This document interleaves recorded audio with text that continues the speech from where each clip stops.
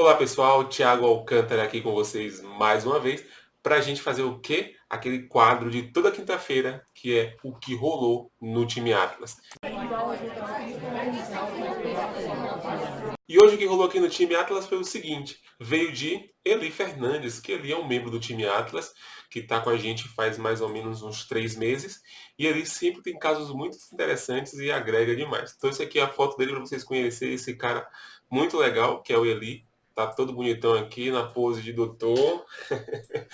Muito bom. Então, esse aqui é Eli e ele trouxe um caso interessante pra gente e eu vou analisar esse caso junto com vocês a partir de agora.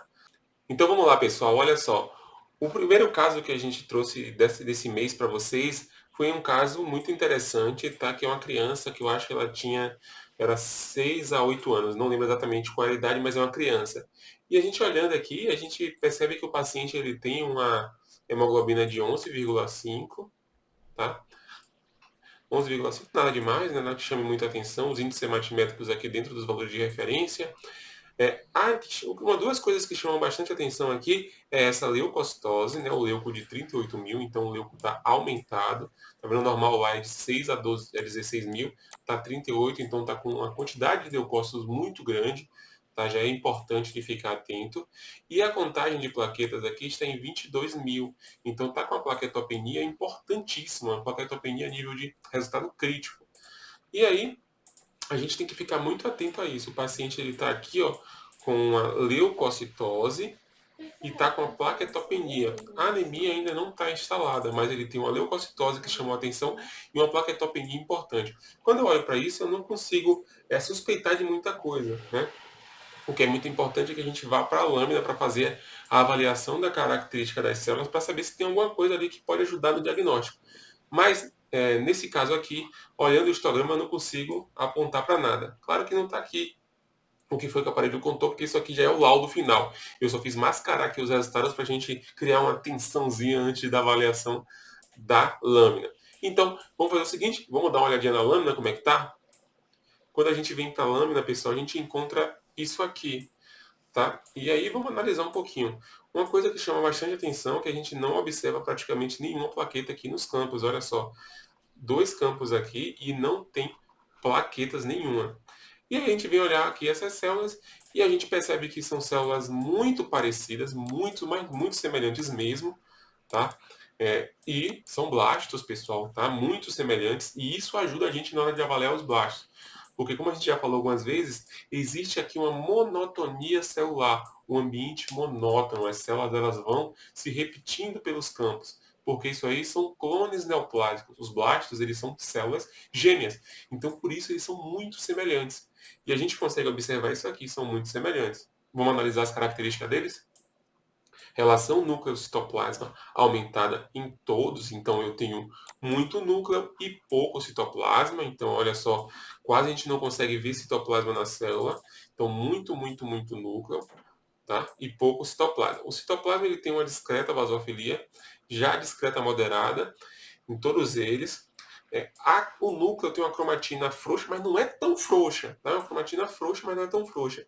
Conseguimos ver aqui, ó, um esboçozinho de núcleo aqui, outro esboçozinho aqui embaixo.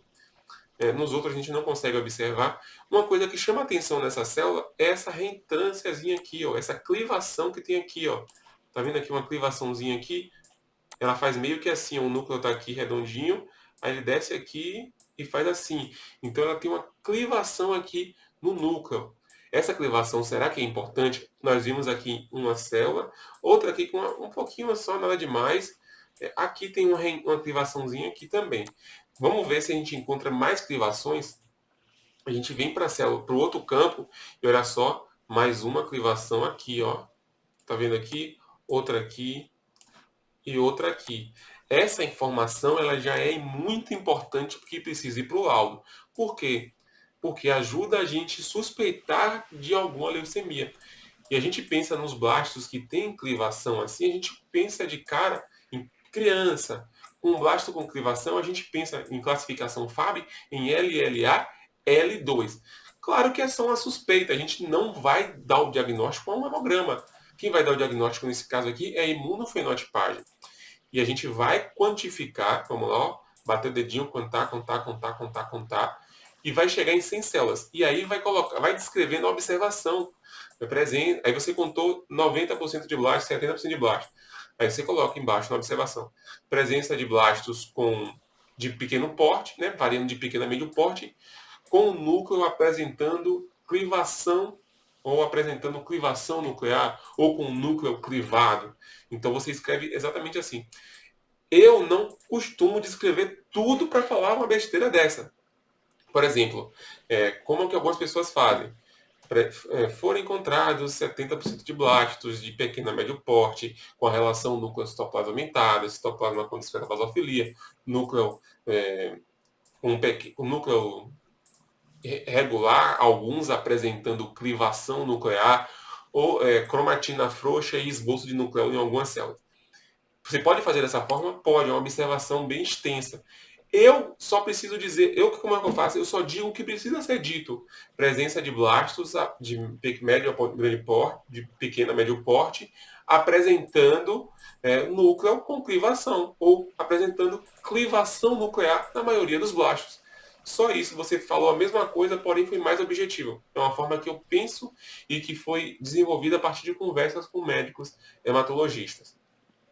Antes de continuar, eu quero te pedir que você curta o vídeo, ative a notificação dos vídeos e curte aqui se você está no YouTube, segue o canal que a gente também posta muito conteúdo. No Instagram e no Facebook da mesma forma, comenta aqui embaixo, tá? E eu quero te fazer uma pergunta. Você sabia que essa clivação nuclear é uma característica da LLL2? Se você sabia, comenta aqui embaixo, eu sabia. Se você não sabia, comenta, eu não sabia também. Tá bom? Combinado assim? Faz isso. Então a gente observou isso, descreveu nas observações, foi o que ele fez, contou e descreveu essa característica na observação, e lá também foi feito o mielograma. E aí a gente tem aqui, essa coloração aqui é o Meyer-Grunwald-Ginsa, coloração de referência, só que a coloração que foi feita no mielograma era o panótico, por isso está um pouquinho diferente as características aqui. Mas olha só, a gente consegue observar os mesmos blastos, aqui é medula óssea, lá é sangue periférico, medula óssea, e a gente consegue ver um acúmulozinho de blastos aqui. A gente tem até aqui a presença de algumas células em processo de divisão, de mitose. Então a gente tem mitose acontecendo também aqui. O que acontece na medula óssea, isso é normal, não é uma... A gente não pode considerar que seja uma coisa tão estranha, porque é normal acontecer mitose lá na medula óssea. E aí foi realizado lá um teste de citoquímica que apresentou o seguinte resultado. Olha só, presença de medula óssea infiltrada por células blásticas com características linfóides no padrão FAB LLA-L2. Está vendo? Então a gente teve aqui a confirmação, a princípio, a confirmação da nossa suspeita. Então aqui a gente já teve a confirmação do que a gente estava suspeitando. Então foi um caso muito interessante que ele trouxe para a gente, tá? Ele é um cara que está lá com a gente no time Atlas e ele é uma das pessoas referência e que ajuda sempre os seus pacientes no laboratório. Então, com certeza, vocês vão ver muito ele aparecendo aqui nesse quadro, porque ele sempre traz laudos muito interessantes e situações muito legais que acontecem na rotina dele. Tá? Eu quero agradecer demais Eli por poder trazer esses casos interessantes para vocês poderem participar. Então é isso aí, pessoal. Eu espero que vocês tenham gostado. Esse foi o quadro da quinta-feira, né, o que rolou no time Atlas.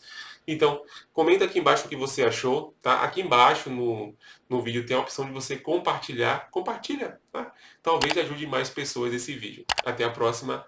Tchau, tchau.